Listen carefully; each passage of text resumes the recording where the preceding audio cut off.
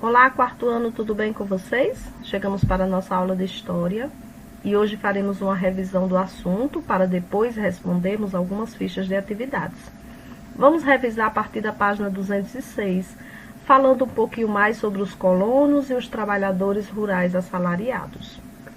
Diz o seguinte: chegando ao Brasil, as famílias imigrantes de agricultores poderiam se tornar colonos ou trabalhadores rurais assalariados.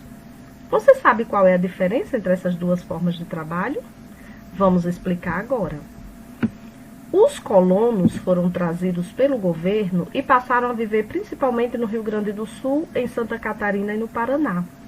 Eles receberam pequenas porções de terras desabitadas ou habitadas por indígenas e caboclos. Caboclos eram os descendentes de europeus com indígenas. Essas terras ficavam na fronteira com outros países sul-americanos. Os colonos deveriam cultivar essa terra, auxiliando na ocupação do território brasileiro, e com isso evitaria que outros países quisessem invadir o Brasil, porque estava sendo habitado. As colônias eram porções de terras muito pequenas. Nelas, normalmente, as famílias de colonos faziam todo tipo de trabalho. Então, não havia empregados. Nas colônias havia criação de animais e eram plantados vários produtos para a alimentação dos colonos. Quando sobravam alimentos, eles eram vendidos nas cidades. Grande parte dos colonos vieram da Europa e hoje a qualidade de vida na Europa é considerada superior à qualidade de vida no Brasil. Mas como era viver na Europa quando esses imigrantes optaram viver no Brasil? Naquela época, eles enfrentavam algumas dificuldades nos seus países. Falta de emprego, talvez uma ameaça de guerra. Então, não estava bom para viver lá, por isso que eles optaram vir para o Brasil. Além de colonos, os imigrantes estrangeiros também poderiam ser trabalhadores rurais assalariados. Esses trabalhadores não eram trazidos pelo governo nem recebiam terras. Eles eram contratados por fazendeiros para trabalhar nas enormes lavouras de café, com os afro-brasileiros escravizados, livres ou libertos. A maioria desses trabalhadores rurais assalariados foi para São Paulo, Rio de Janeiro e Espírito Santo. Esses trabalhadores eram assalariados porque recebiam dinheiro por seu trabalho. Porém, muitos empregadores se aproveitavam desses funcionários pagando salários baixíssimos, inventando dívidas e impedindo os trabalhadores de deixarem as fazendas. Há registros, inclusive, de castigos físicos nesses trabalhadores, como surras e chicotadas. Se existiam vários povoados com brasileiros no Brasil, por que foram convidados agricultores da Europa para trabalhar aqui? Por que os governantes não empregaram os africanos livres para viver e trabalhar nas colônias? O que vocês acham sobre isso? Mão de obra no Brasil a partir de 1888. Como vimos, os imigrantes vieram ao Brasil no fim dos anos de 1800. Buscando melhores condições de vida, porque o governo brasileiro chamou esses imigrantes para cá. Vamos descobrir. O incentivo do governo de trazer trabalhadores rurais assalariados para as fazendas de café surgiu depois que o comércio transatlântico de escravizados africanos foi proibido no Brasil, em 1850. Transatlântico é porque atravessava o Oceano Atlântico, então a gente sabe que os escravos vinham da África para o Brasil. Em 1850 surgiu uma lei, a Lei Eusébio de Queiroz, proibindo esse tráfico de escravos. Então não podia mais trazer escravo da África para o Brasil. Essa proibição não impediu que alguns comerciantes continuassem transportando escravizados entre portos africanos e brasileiros clandestinamente, ou seja, quem quisesse fazer isso a partir de 1850 seria escondido. Porém, caso esses traficantes de pessoas e os compradores de cativos fossem pegos, os africanos capturados seriam libertos pela polícia. Por isso, a vinda de agricultores estrangeiros livres se tornou uma alternativa mais segura para os empregadores, porque os imigrantes poderiam vir livremente para o Brasil e não seriam barrados.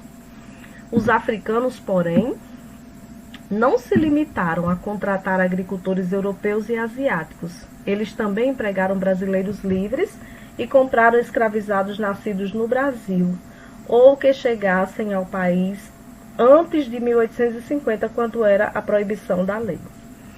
Por que os fazendeiros preferiam contratar trabalhadores livres a comprar pessoas escravizadas? Você acha que a vinda desses novos trabalhadores melhorou a vida dos cativos? O que vocês acham? Outros estrangeiros, africanos. Devemos lembrar que os africanos trazidos à força para o Brasil também eram trabalhadores estrangeiros. Porém, eles não estavam submetidos ao mesmo regime de trabalho que colonos e trabalhadores rurais assalariados. Você imagina por que isso acontecia? Até o ano de 1888, quando a escravidão foi abolida, existiam pessoas escravizadas em todas as regiões do Brasil. Durante o período colonial, as fazendas que mais compravam escravizados ficavam no Nordeste e no Sudeste. Isso porque nesse período a cana-de-açúcar era o produto mais importante da economia brasileira. Então muitos escravizados eram forçados a trabalhar nos canaviais que ficavam no Nordeste e no Sudeste. Por volta de 1850, o café passou a ser o produto mais importante da economia brasileira. Os maiores cafezais ficavam em São Paulo, Minas Gerais e no Rio de Janeiro. Por isso, muitos cativos do Norte, do Nordeste e do Sul foram vendidos para fazendeiros nessas regiões. Eles eram comercializados pelos pequenos produtores rurais das outras regiões com os cafeicultores do Sudeste brasileiro. Portanto, muitos escravizados afro-brasileiros que migraram para o Sudeste foram forçados a abandonar família e amigos como uma forma de castigo por terem enfrentado a violência a que estavam submetidos, por terem resistido a essa escravidão. Então, qual a diferença desses escravos para os colonos e para os trabalhadores rurais assalariados? Eles trabalhavam sem receber nada. O escravo trabalhava muito, não recebia salário, não tinha terra para plantar para ele mesmo, era empregado de outras pessoas e sofria bastante. Por hoje a gente fica por aqui no nosso livro e eu vou passar para vocês então a nossa ficha de atividades. Vamos trabalhar da 127 até a 130. 127 diz o seguinte: muitos imigrantes livres no Brasil escreveram cartas para seus parentes que não emigraram e ainda viviam na terra de origem. Leia uma delas abaixo, escrita por Antoni Bertinic, um colono polonês que se mudou para o Rio Grande do Sul, e responda as questões a seguir. Bertinic, né? Bertinic disse o seguinte: o terreno é montanhoso e coberto de mato fechado. A terra é muito fértil, produz trigo, centeio, milho, feijão, batata, repolho, pepino, cenoura. Os dias são quentes, 30 graus, e chuvosos. As noites são agradáveis e com abundante orvalho. O governo não só dá para cada família um lote colonial, mas ainda adianta a ajuda de 50 mil réis para começar a vida. Peço-te, filho, que venhas para cá. Quem desejar vir para o Brasil, que venha sem receio, pois eu me sinto muito bem aqui, foi o que Antoni falou. Letra A. O que era cultivado no lugar onde vivia o autor da carta, segundo as informações que ele deu aqui na sua carta? Ele fala logo no início. Se produzia milho, centeio, aliás, trigo, centeio, milho, feijão, batata, repolho, pepino e cenoura. 2. Para quem o autor da carta estava escrevendo? Ele fala embaixo da carta, já terminando. Peço-te, filho, que venhas para cá. Então, ele estava escrevendo para o seu filho. Como as pessoas que viviam em outros continentes sabiam as informações sobre o Brasil e o processo de imigração? Eles tomavam conhecimento disso através de panfletos. O governo mandava fazer panfletos, propagandas de agências de imigração, e aí eles tomavam conhecimento da vinda para o Brasil para quem quisesse. 128. Observe esta fotografia tirada em 1877, em seguida faça o que se pede. Letra A. A foto retrata uma grande propriedade ou uma pequena propriedade? Uma pequena propriedade, conforme a gente vê aqui. Nessa propriedade, que é pequena, rural, era utilizado mão de obra escrava, assalariada ou familiar?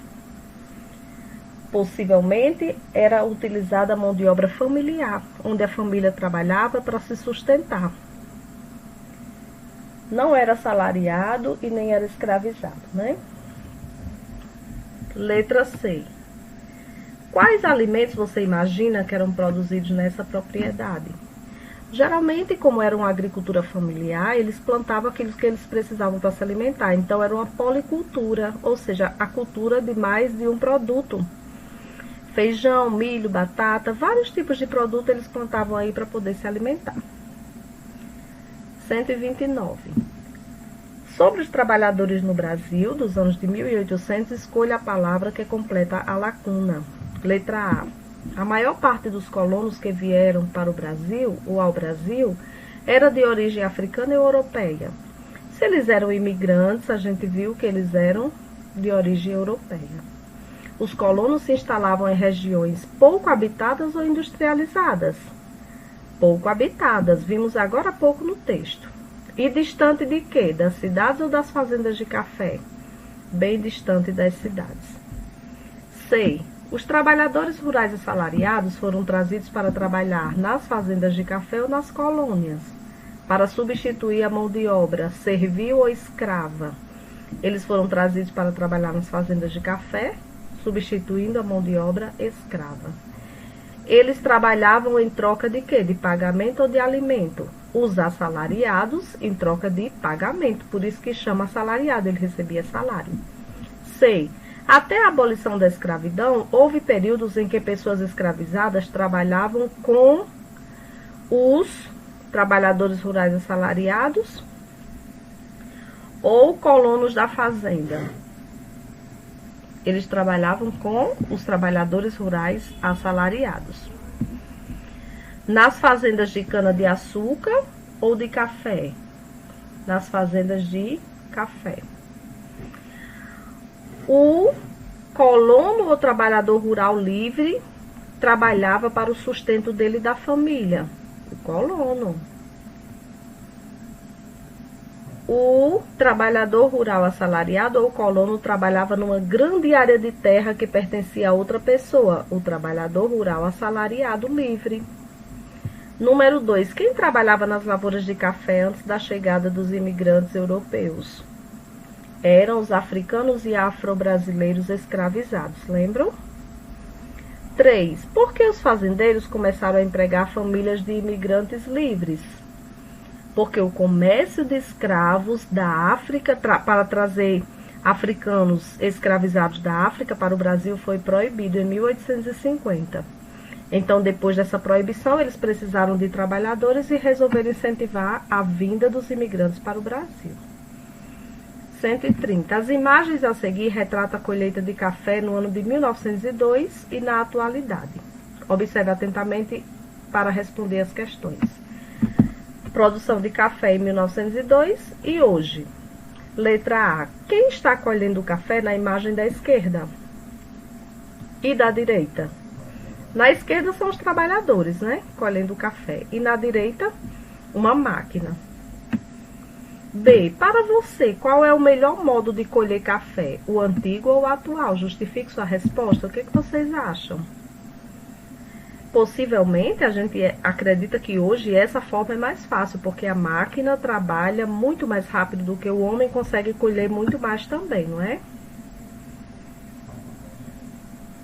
E por hoje ficamos por aqui. Façam no capricho, qualquer coisa pode nos procurar que vamos ajudar você. Um abraço a todos e a gente se encontra na próxima aula. Tchau!